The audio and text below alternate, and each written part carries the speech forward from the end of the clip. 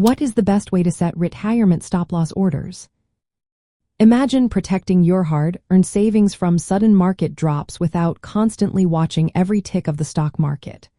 That's where stop-loss orders come into play.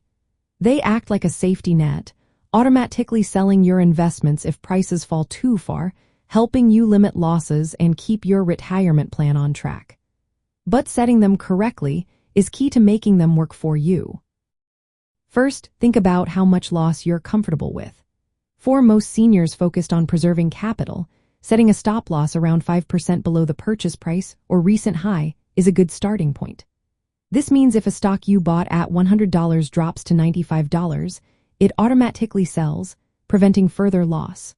For bonds or less volatile investments, tighter thresholds like 2 or 3% might be better because they don't fluctuate as much. Next, consider using trailing stop-loss orders. These move up as the investment's price increases, locking in gains while still protecting against big drops.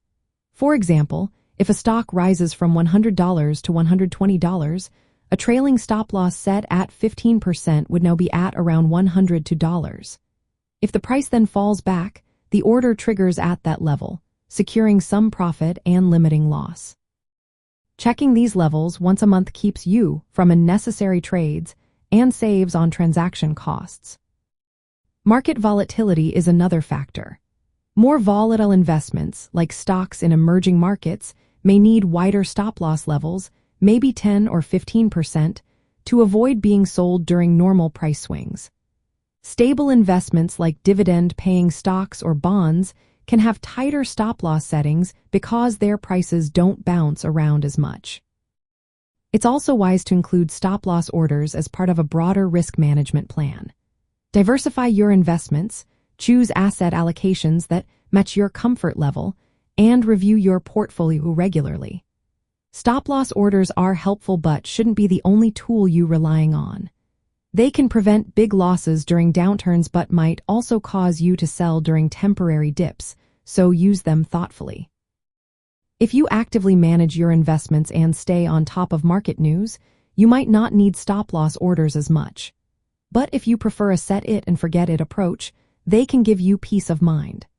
Just remember, when a stop-loss triggers and sells your investment, have a plan ready for reinvesting the proceeds.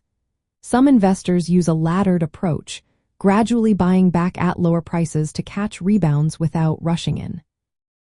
In short, the best way to set retirement stop-loss orders is to pick levels that match your risk comfort and the volatility of your investments. Use wider thresholds for more volatile assets and tighter ones for stable holdings. Employ trailing stop-losses to protect gains and review your settings periodically. When used wisely, stop-loss orders can be a helpful tool to keep your retirement savings safe from market swings while letting your investments grow steadily.